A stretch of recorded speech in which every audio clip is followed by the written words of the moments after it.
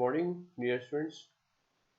Last lecture में हमने section 132 के प्रोविजंस को कवर किए थे, 133 तक के प्रोविजन को कवर किए थे, और जिसमें कि हमने देखा था कि पब्लिक न्यूसेंस को हटाने के लिए क्या आधार हैं और उन आधारों पर मजिस्ट्रेट किस तरह के आदेश दे सकते हैं और उस आदेश के लिए क्या प्रोटेक्शन दिया गया है, और साथ में पब्लिक प्लेस को भी डिफाइन किया गया था एक्सप्लेनेशन में। अब आज सेक्शन 134 के प्रोविजन को देखते हैं कि 134 के प्रोविजंस क्या है। यहाँ पर 133 के प्रोविजन कंप्लीट हो रहे हैं और यहाँ से 134 के प्रोविजन स्टार्ट हो रहे हैं, जिसमें सर्विस और नोटिफिकेशन ऑफ ऑर्डर, यानी 133 में जो ऑर्डर दिए गए उसके तामील, उसकी ऑर्डर को किस ढंग से नोटिफाई किया जाएगा, किस ढंग से उसकी तामीली होगी। तो 134 की हेडिंग ये है कि सर्विस और नोटिफिकेशन ऑफ ऑर्डर, यानी आदेश की तामील या अधिसूचना। इसका सब क्लॉज 1 ये कहता है कि the order shall be if practicable be served on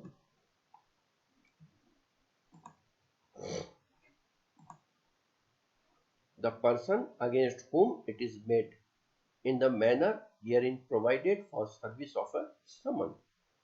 तो आदेश की तामील उस व्यक्ति पर जिसके विरुद्ध वह किया गया है, यदि साध्य हो तो उस रीति से की जाएगी जो समन की तामील के लिए इसमें उपवर्णित है।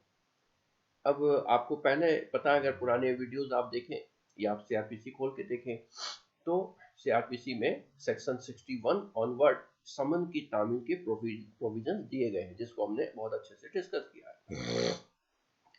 तो उस रीति से, यानी जो सीआरपीसी में समन तामील करने की रीति दी गई है सेक्शन 60 ऑनवर्ड, उस तरीके से उसकी तामील की जाएगी। किसकी तामील?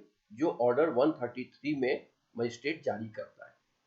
सब क्लॉज 2 ये कहता है कि यदि ऐसे आदेश की तामील इस प्रकार नहीं की जा सकती, यानी जिस प्रकार समन की तामील की जाती है नहीं की जा सकती, तो उसकी अधिसूचना ऐसी रीति से प्रकाशित उद्घोषणा द्वारा की जाएगी जैसे राज्य सरकार नियम द्वारा निर्दिष्ट करे, और उसकी एक प्रति ऐसे स्थान या स्थानों पर चिपका दी जाएगी जो उस व्यक्ति को इत्तला पहुंचाने के लिए सबसे अधिक उपयुक्त हो। ये कंडीशन इसलिए बनाया गया है कि जैसे मान लीजिए कि भरी बस्ती में एक मकान है और उस मकान का मालिक लगातार कहीं और रह रहा है और किसी को पता ही नहीं है कि वो कहाँ रह रहा है, और वो मकान ताला बंद है और दिन पर दिन जर्जर हो रहा है। ऐसे कंडीशन में मान लीजिए कि पुलिस के माध्यम से मजिस्ट्रेट को रिपोर्ट मिली कि वो मकान किसी भी समय बरसात में ढह सकता है और उससे आसपास के मकान वालों को या राहजनों को, राह पे चलते लोगों को नुकसान हो सकता है। तो पहला तो यह है कि उस मजिस्ट्रेट ऑर्डर करेगा कि या तो उस मकान को वो गिरवा दे उसका मालिक, या गिरने की अवस्था में है तो उसका कोई आलम वगैरह लगा दे, ऐसा कुछ कर दे। लेकिन ये आदेश तब तामील हो पाएगा जबकि ये पता हो कि वो व्यक्ति रह कहाँ रहा है। जब यही नहीं पता है कि वो व्यक्ति रह कहाँ रहा है, तो ऐसे कंडीशन में उसकी पब्लिक नोटिफिकेशन की जाएगी। पब्लिक नोटिफिकेशन के लिए लिखा है कि राज्य सरकार जैसा विधि द्वारा नियमित करे, तो उसके लिए जरूरी है कि गजट नोटिफिकेशन हो। या फिर गजट नोटिफिकेशन बेसिकली सरकार के लिए होता है, जो वहाँ के लोकल भाषा के अखबार होते हैं उसमें नोटिफिकेशन किया जाता है, और कलेक्ट्री में चस्पा किया जा सकता है और उस मकान के बाहर चस्पा किया जा सकता है, किसी भी तरह से उस व्यक्ति को ये सूचना मिल सके। तो इस तरह से 134 में ये प्रोविजन बताया गया कि कैसे उसकी तामील की जाएगी उस आदेश की। उसके बाद सेक्शन 135 ये कहता है कि जिस व्यक्ति को आदेश संबोधित है वह उसका पालन करेगा या कारण दर्शित करेगा। ठीक है, तो जिसको आदेश दिया गया नेचुरली उसको पालना करना है, और इन केस पालना की स्थिति में नहीं है तो वह उसका कारण बताएगा। तो द पर्सन अगेंस्ट हुम सच ऑर्डर इज मेड शैल, वह व्यक्ति जिसके विरुद्ध ऐसा आदेश दिया गया है का उस आदेश द्वारा निर्दिष्ट कार्य उस समय के अंदर और उस रीति से करेगा जो आदेश में अंतर्निहित है, यानी वो आदेश की अक्षरशः पालना करेगा। बी, उस आदेश के अनुसार हाजिर होगा और उसके विरुद्ध कारण दर्शित करेगा। अगर एक के अकॉर्डिंग वो कार्य नहीं कर पा रहा है तो वो मजिस्ट्रेट के सामने अपीयर होगा और फिर वो अपना कारण बताएगा कि क्यों वो उस आदेश की पालना नहीं कर सकता। नेचुरल जस्टिस का प्रोविजन है, राइट टू हियरिंग दिया जाता है।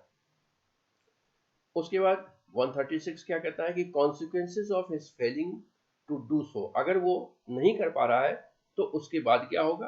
तो 136 ये कहता है कि यदि ऐसा व्यक्ति ऐसा करने में असफल रहता है या यदि ऐसा व्यक्ति ऐसे कार्य को नहीं कर सकता है या हाजिर होकर कारण दर्शित नहीं करता, यानी दोनों काम नहीं करता, ए और बी दोनों में बताए गए कि न तो वो कार्य करता न ही वो हाजिर होता है, तो उस कंडीशन में वह भारतीय दंड संहिता की धारा 188 में उसका निमित्त विहित शास्ति का दायी होगा और आदेश अंतिम कर दिया जाएगा।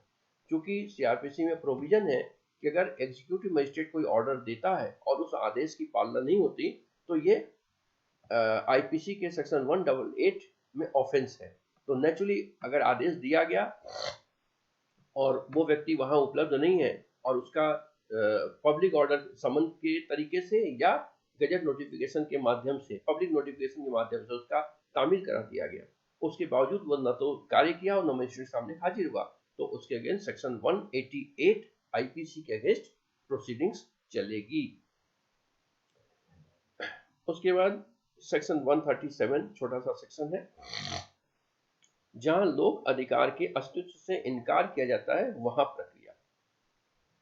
137 सब क्लॉज 1 ये कहता है कि जहां किसी मार्ग, नदी, जल सरणी या स्थान के उपयोग में जनता को होने वाली बाधा, न्यूसेंस या खतरे का निवारण करने के प्रयोजन के लिए कोई आदेश 133 के अधीन किया जाता है, वहां मजिस्ट्रेट उस व्यक्ति के जिसके विरुद्ध वह आदेश किया गया है अपने समक्ष हाजिर होने पर उससे प्रश्न करेगा कि क्या वह उस मार्ग, नदी, जल सरणी या स्थान के बारे में किसी लोक अधिकार के अस्तित्व से इनकार करता है, और यदि वह ऐसा करता है तो मजिस्ट्रेट धारा 138 के अधीन कार्यवाही करने से पहले उस बात को जांच करेगा। ये स्पेशली अगर आप इसका क्रक्स देखें तो इसमें उन सारी चीजों को यूज किया गया जो कि लोगों के आवागमन के साधन है। ठीक है, मार्ग यानी रास्ता, कोई नदी जिससे लोग अक्सर पानी लेते हैं, जल सरणी कोई जल का स्रोत, स्थान जहां पर लोग इकट्ठे होते हैं। इसी चीजों में डिस्प्यूट इसलिए होता है कि कई बार ऐसा देखने में आता है कि कोई जगह खाली पड़ी है और बहुत समय से उसकी किसी ने, उसके मालिक ने खोज खबर नहीं की, और धीरे धीरे 10-15 साल, 20 साल, 25 सालों में देखते हैं कि लोग उसको अपना रास्ता बना लिया या उसमें कोई मेला तमाशा करने लगे, होली जलाने लगे। तो ऐसे कंडीशन में लोगों को ये लगता है कि ये सार्वजनिक जमीन है, लेकिन अगर उसका मालिक, चूंकि कागज पे उसके राइट अभी भी है, तो वो नेचुरली उसकी बाउंड्री करा सकता है, इस तरह की चीजों को रोक सकता है दोनों तरफ से। जैसे मान लीजिए कि कोई नदी का एक स्ट्रीम है और उसके प्राइवेट लैंड से होकर गुजर रहा है, तो ऐसे कंडीशन में वो लोग उसका इस्तेमाल कर रहे हैं, लेकिन वो चूंकि उसके प्राइवेट लैंड से गुजर रहा है इसलिए वो दोनों तरफ उसकी बाड़बंदी कर सकता है। ऐसे कंडीशन लोग उस नदी का इस्तेमाल नहीं कर पाएंगे, हालांकि वो नदी नहीं है, नदी का स्ट्रीम है। ऐसे केसेस आपको मिल जाएंगे ट्रांसफर ऑफ प्रॉपर्टी एक्ट में। तो यहाँ पर वो रोका और लोगों ने अपोज किया, तो नेचुरली एक पब्लिक न्यूसेंस होगा। पब्लिक न्यूसेंस होने के बाद मजिस्ट्रेट के पास जाएगा, मजिस्ट्रेट उसको ऑर्डर करेगा, तो ऑर्डर में वो फिर अपनी सफाई देगा कि भाई वो क्यों इसको रोक रहा है। अगर उसके पास उसका पेपर है, उसके ओनरशिप है, तो नेचुरली उसको रोक सकता है। तो इसलिए मजिस्ट्रेट उससे उस बात करेगा और उसकी मैटर की इंक्वायरी भी कराएगा, उसकी जांच कराएगा। इसके बाद 137 का ही सब क्लॉज 2 ये कहता है कि चूंकि जांच कराएगा तो जांच में क्या होगा, फिर यदि ऐसे जांच में मजिस्ट्रेट इस निष्कर्ष पर पहुंचता है कि ऐसे जांच के समर्थन में कोई विश्वसनीय साक्ष्य है, तो वह कार्रवाई का तब तक के लिए रोक देगा जब तक ऐसे अधिकार के अस्तित्व का मामला सक्षम न्यायालय द्वारा विनिश्चित नहीं कर दिया जाता। और यदि वह इस निष्कर्ष पर पहुंचता है कि ऐसा कोई साक्ष्य नहीं है, तो वह धारा 138 के अनुसार कार्रवाई करेगा।